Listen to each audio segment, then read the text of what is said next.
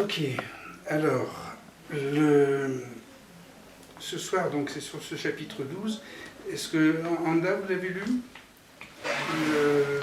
Il est difficile. Il est difficile, et donc, je pense qu'avec les explications... Maurizio, tu l'as lu aussi? Je n'ai pas lu. Mais donc, les explications vont l'éclairer. Il est difficile parce que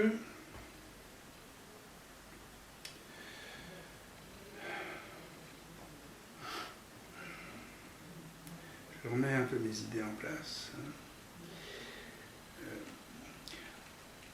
On va voir petit à petit pourquoi il est difficile.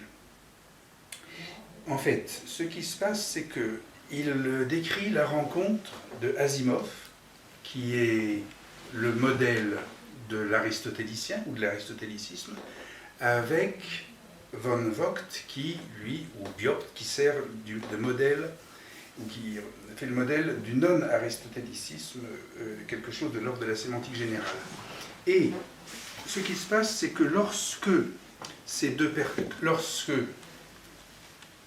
personnes se rapprochent, lorsque un non-aristotélicien approche un aristotélicien, l'aristotélicien en question se met à avoir ça a des effets dans sa pensée, et sa pensée se met à se troubler et voire à tendre vers le non-aristotélicisme, c'est-à-dire à produire un discours qui va avoir pratiquement des apparences de délire, mais qui en fait va traduire plusieurs niveaux de déchiffrage dans une même phrase, ou c'est-à-dire ce que la psychanalyse freudienne et puis lacanienne ont pensé découvrir, c'est-à-dire qu'il y a des significations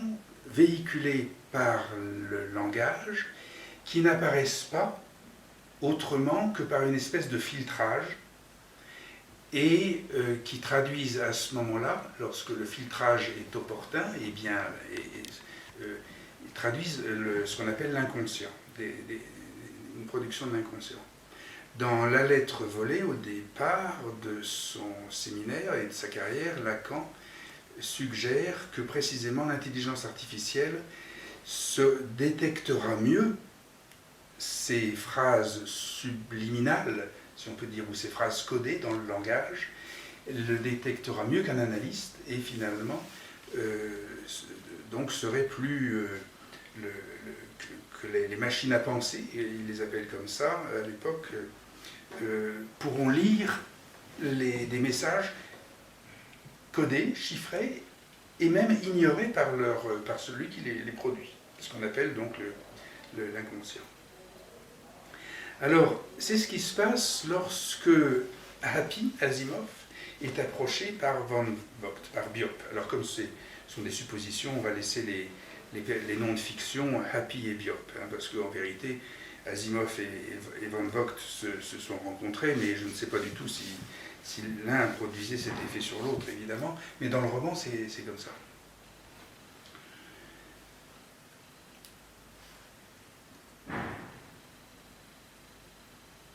Ce qu'ils vont avoir à débattre dans ces conditions, c'est deux thèses différentes, tout du moins une première thèse qui est bien définie par Asimov, la thèse d'Asimov, et une thèse qui est toujours en développement du côté du non-aristotélicien de Biot. Alors, la thèse d'Asimov est celle-ci. Elle fait cas de la religion comme un outil, si on peut dire, un outil d'avenir. Les sociétés évoluant selon Asimov, vont continuer à faire usage de la religion. Alors, pour expliquer un petit peu, ou pour préciser, voici le schéma. Ce sur quoi nous nous basons, sur ce schéma lacanien, c'est le modèle optique, où on reconnaît ici, il y a trois positions, ces trois positions, dans la configuration dans la configuration psychanalytique. Ce schéma qui est ici un miroir horizontal peut aussi opérer avec un miroir vertical et qui est dessiné ici par cette ligne verticale. Et voici ce que propose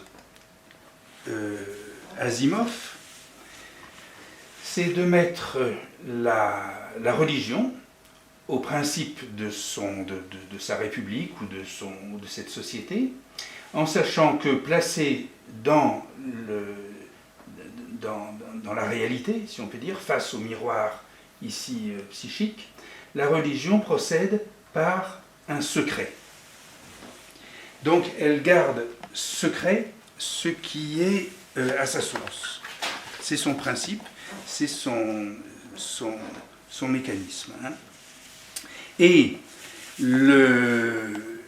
Vogt va lui faire remarquer que ce secret présente un problème, ou cette configuration présente un problème, car elle traîne, si on peut dire, elle traîne un boulet avec elle. C'est que ce secret va finalement, ou cette procédure, va générer dans une partie du psychisme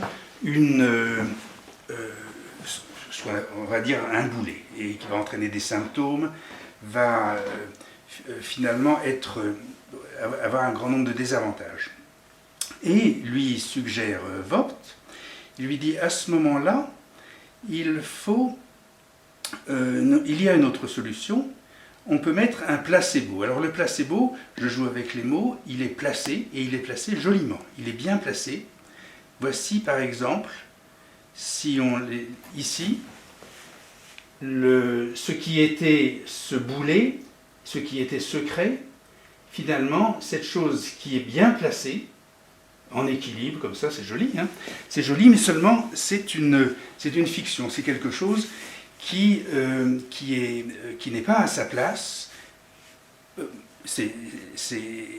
c'est ce qu'on appelle l'effet placebo, c'est-à-dire c'est quelque chose qui n'est pas réellement virtuel, mais qui est en fait inexistant et qui va avoir cet effet placebo. Et Vogt ajoute que cet effet placebo, si on lui ajoute la propagande, nous allons avoir quelque chose qui va remplacer la religion, ou qui va venir à la place de la religion. L'effet placebo plus la propagande, on évite ce boulet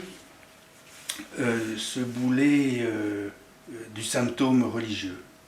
Mais à cet argument, Asimov va en répliquer un.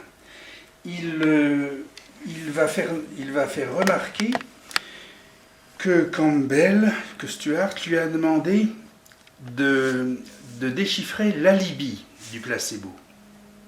Parce que s'il y a une religion, s'il y a un placebo, s'il y a une propagande, il est utile, nécessaire d'en connaître l'alibi. Et donc nous plaçons ici l'alibi.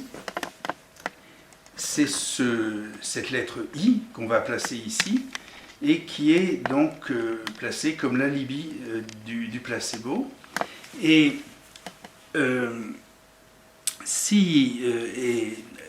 Asimov, Happy, déclare que si on lui a demandé de déchiffrer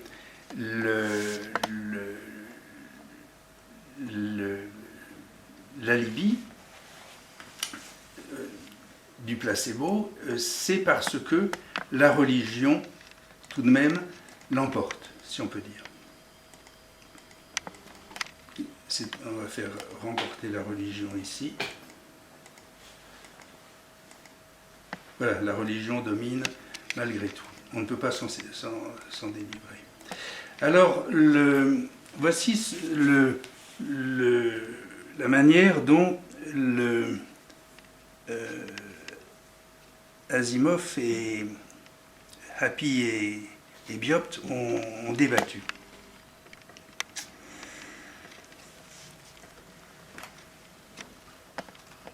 Il subsiste à ce moment-là une solution.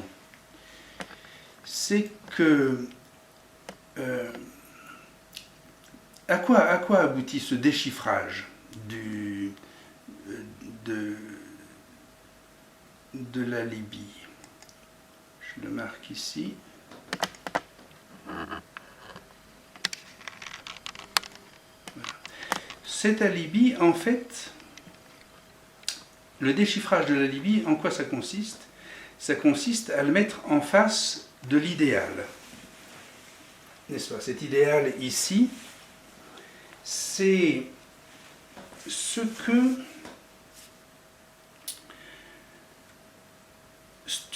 Campbell Stuart avait promu de théories qui étaient à la mode à l'époque, qui était celle qui était singularisée par ce qu'on appelle la machine de Hieronymus, c'est-à-dire un certain nombre de techniciens pensaient qu'il suffisait de construire rituellement une machine pour qu'elle soit efficace, pour qu'elle marche. C'est la machine de Hieronymus qui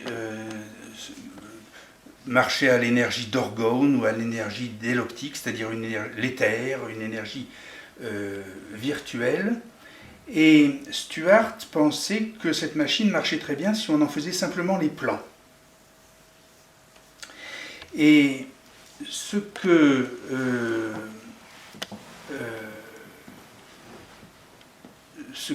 Happy lui propose ou lui oppose, avance, il lui dit oui, mais si au lieu de faire comme ça un rituel, de faire une machine virtuelle, je vais mettre un zéro.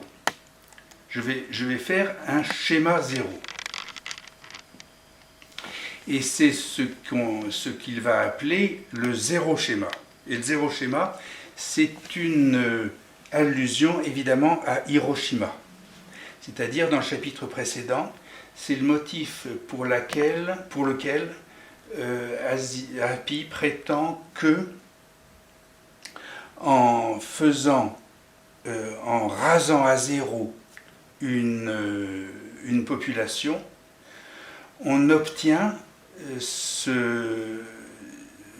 des effets de terreur et donc de religion, des effets historiques, de propagande, mais qu'on peut se passer de faire sauter la bombe simplement en faisant les plans, en faisant ce schéma zéro, en faisant ce zéro schéma.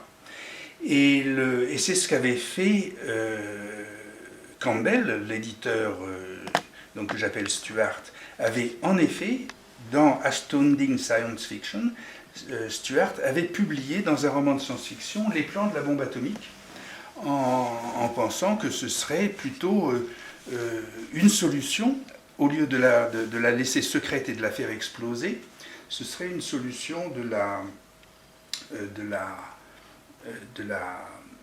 mettre simplement, de la publier, de publier les plans. Et ce à quoi donc Asimov apporte son concours, mais justement en le prenant, disons, en faisant le plan du zéro, en publiant le zéro schéma, en espérant et en pensant que le principe de la bombe serait activé, comme avec une machine de Hieronymus ou simplement une machine virtuelle, le principe serait animé, mais on n'aurait pas besoin de la bombe. Or, ce qui se passe dans le déchiffrage de l'alibi, où ici on voit cette conjonction évidemment que l'on rapportera, qui ressemble au phallus dans cette configuration, mais sans entrer dans ce détail, on va simplement donc prendre cet alibi ici pour le déchiffrer, pour le placer vis-à-vis de son idéal, et on obtient ceci. Ce qui se passe, c'est que la Libye, placée devant son idéal, eh bien là je vais faire encore un jeu de mots, c'est que là, le I, bi, c'est-à-dire qu'il va devenir double. Il va le I va se dédoubler. Quand on déchiffre la Libye, il se dédouble. Ceci se trouve dans les schémas, dans le schéma Z de Lacan, qu'on retrouve ici, dont on a beaucoup parlé. C'est la relation transitive, c'est ce qu'on appelle le grill imaginaire de Lacan, c'est A'. On a donc cette figure que l'on retrouve, que l'on reconnaît. Et ce qui est intéressant pour nous, c'est qu'ici, il y a tout de même une distinction entre ces deux pôles du grill imaginaire, c'est que l'un est imaginaire et l'autre, c'est précisément le réel. C'est cet objet A, mais ici, c'est cet objet réel qui est produit ici. Et en déchiffrant la Libye, Happy propose à ce moment-là de faire ce Hiroshima, mais de lui donner une racine réelle, c'est-à-dire un élément historique. Et cet élément historique, c'est Hamon. C'est-à-dire qu'il fait une psychohistoire, Asimov propose à ce moment-là une psychohistoire, ou Happy propose une psychohistoire, qui intégrerait ou qui aurait présente en elle-même des phénomènes historiques, des phénomènes que l'on dit réels. Or, dans l'historique du XXe siècle et dans la littérature d'Asimov, on remarquera d'ailleurs que que Asimov et que la psychohistoire d'Asimov n'aura pas puisé dans l'histoire de l'humanité, n'aurait pas puisé dans l'histoire de la civilisation. Il a... Bon, c'est ce à quoi c'est une absence que je répare en écrivant dans ce texte, dans ce chapitre 12, que Asimov va matérialiser, va donner de la substance à son Hiroshima en créant un chiffre qu'il va appeler Hiroshima Hamon. Hiroshima Hamon Amour. Ça, c'est encore un jeu de mots d'un film très fameux qui s'appelle Hiroshima mon amour. Là, c'est Hiroshima Hamon Amour. Alors,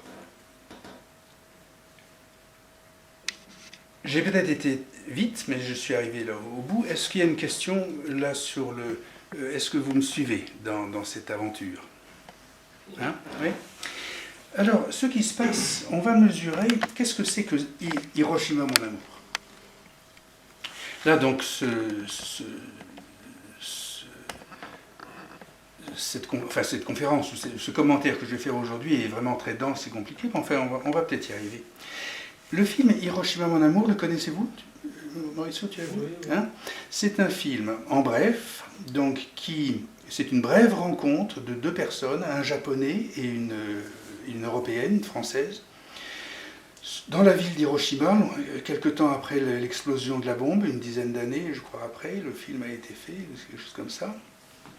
Lui, cet homme, était jeune homme quand la bombe a explosé, il était peut-être militaire, mais sa famille a été supprimée à Hiroshima, et elle a été, après la guerre, a été rasée, tondue, parce qu'elle était amoureuse d'un militaire allemand, je crois, ou quelque chose comme ça.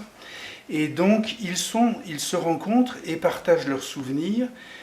Elle, sachant que les gens d'Hiroshima avaient perdu leurs cheveux quelques jours après l'explosion, sans parler des gens qui allaient mourir, évidemment, et ça c'était le signe qu'ils allaient mourir, puis ceux qui avaient été rasés à zéro, avec cette fonction zéro que Asimov espérait ne pas voir arriver.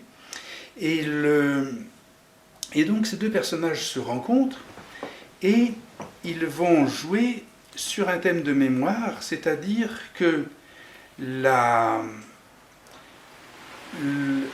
femme va visiter la ville d'Hiroshima, les monuments, enfin ce qui a été reconstruit après, et le japonais va lui dire, l'homme lui dit mais non, ça n'a jamais existé, ça n'existe pas, il ne s'est jamais rien passé, Hiroshima c'est la... Bon. Et donc lui dénie la mémoire, il supprime il met en cause, n'est-ce pas, cette matérialisation qui donnait ce chiffre asimovien, et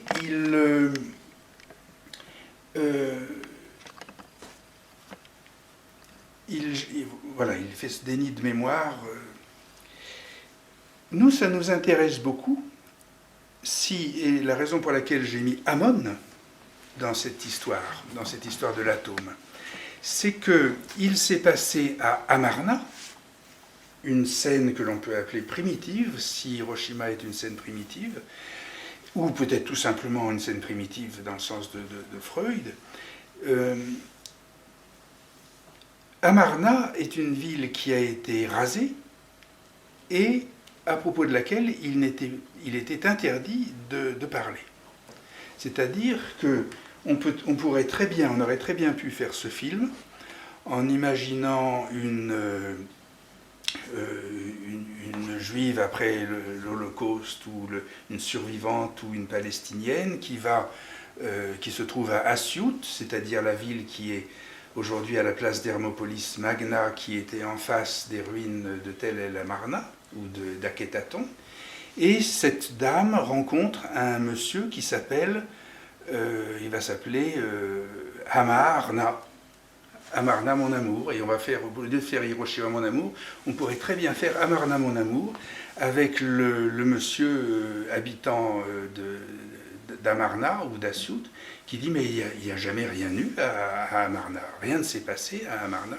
C'est-à-dire qu'en fait c'est strictement exactement la même chose que l'on peut appliquer ou que l'on peut retrouver si on applique ce film Hiroshima mon amour sur la scène primitive de l'Occident à Amarna. Et donc nos deux personnages vont comme ça débattre, où Happy va soutenir que une religion est nécessaire et elle est basée sur cette organisation chiffrée d'un zéro schéma Amon, basé sur Amon Amour, c'est la religion de Amon, c'est la religion de Amen, et que d'une part Happy va soutenir ça, et à ce moment-là Biot va lui dire ah oui mais attention, si on fait un modèle ou une logique, si on traite une logique historique de gestion de l'actualité, de la conscience et de la culture et de la religiosité actuelle en se basant sur Amon, il faut parler de Aton. Et à ce moment-là, Happy lui fait un peu le coup de cette absence de mémoire. Il dit mais non, Aton n'a jamais existé, on n'a jamais eu de preuve de l'atonisme et de son rôle dans l'histoire. De Amon, oui, on sait. L'atonisme, il ne s'est jamais rien passé à Amarna. Et il récuse la nécessité donc que l'on puisse comme ça se servir de Aton, et il déclare que de toute façon il n'y a jamais eu de bombe atomique. Donc ils font cette mémoire qui n'est plus forcément celle du secret, mais qui est celle plutôt du refoulement, qui est basée sur un refoulement. Donc voici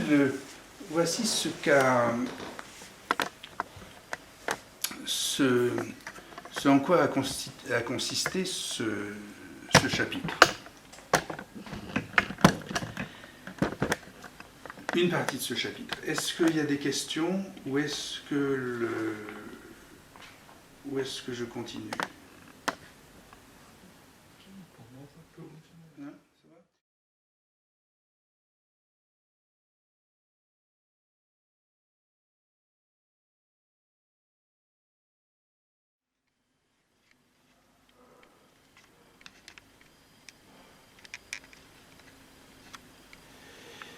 Il y a ce moment, il y a ce passage où Happy, dans son langage, dans son argumentation, va se mettre à flotter, à parler de Céline, de la pomme, du ver dans le fruit. Bref, enfin, il a quelques phrases qui semblent, qui sont celles qu'on appellerait d'un délire pour un psychiatre. Dans le chapitre, j'ai rajouté un petit commentaire qui détaille un petit peu cela, parce que, en fait, à ce moment-là, c'est cette résurgence de la mémoire, tandis que Happy se base sur le refoulement de la scène primitive, il n'en voit que le Hammon, et donc lui vient une mémoire qui est une mémoire chiffrée, et qui est celle qui se passe à Syracuse. C'est-à-dire, Syracuse, c'était le lieu de refuge, de prison. C'était un petit peu comme l'Australie pour l'Angleterre, où l'Angleterre y envoyait ses prisonniers. La Sicile était le lieu où Athènes envoyait ses prisonniers. Donc finalement, c'était devenu petit à petit, au fil des années, un lieu assez sélect de la dissidence, avec beaucoup de réfugiés politiques là-bas, si on veut dire, de prisonniers politiques, qui allaient prendre leur indépendance. Et donc, une fois que ce camp de prisonniers siciliens de la Sicile allait prendre son indépendance, c'est là où Athènes a envoyé ses troupes pour reprendre reconquérir ces dissidents qui voulaient se révolter ou faire sécession. Et donc, Athènes ne réussit pas, la flotte revient, elle a échoué, et c'est là où on condamne Socrate à mort, puisqu'on lui fait porter la responsabilité d'avoir découragé les armées et porté un malheur à l'expédition. Alors Syracuse, ensuite, est devenu un lieu libre, est devenu un lieu qui ensuite va donner naissance va nourrir Rome, hein, bien sûr.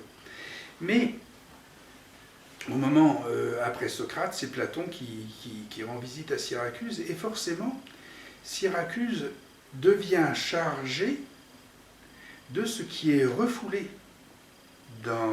par les nouveaux Athéniens, par les militaires athéniens. C'est-à-dire qu'il y avait quelque chose, il y avait une histoire égyptienne, l'histoire d'Oedipe, une histoire égyptienne qui avait été transmise, l'histoire d'Amarna avait été transmise à Athènes, au début à la création d'Athènes. Elle était simplement transmise dans les temples, puis elle s'était graduellement mise à jour, et à ce moment-là, les militaires avaient arrêté ces nouvelles informations, ces nouvelles définitions de l'histoire. Ils avaient supprimé Socrate et avaient rétabli l'ordre ancien, c'est-à-dire l'ordre, simplement, si on peut dire, de Hammon, l'ordre qui avait oublié une partie de la scène primitive. Et cette mémoire, elle, avait été transmise justement par les dissidents, elle était encore vivante à Syracuse. Et c'est ce que Happy a décrit comme une épine qui est dans l'histoire et qui ne cessera d'agacer évidemment l'histoire comme quelque chose qui est refoulé, cherche toujours à revenir, et cette épine est à Syracuse. On sait qu'ensuite les Athéniens qui abandonnent Syracuse libre à son destin, eux, vont revenir avec Alexandre le Grand en Égypte et qu'ils vont construire Hermopolis Magna, c'est-à-dire Hermestot, c'est-à-dire un double Hermès. Et ce n'est que plus tard, à peu près 6 siècles plus tard, que le christianisme va apparaître, avec à ce moment-là le triple Hermès. Et ce triple Hermès qui va apparaître avec le christianisme, c'est-à-dire avec la pomme de Ève, aura eu cette épine dans la pomme, ce ver dans le fruit, si on peut dire, et c'est ce que Happy, en une phrase rapide comme ça, décrit sans savoir trop ce qu'il dit.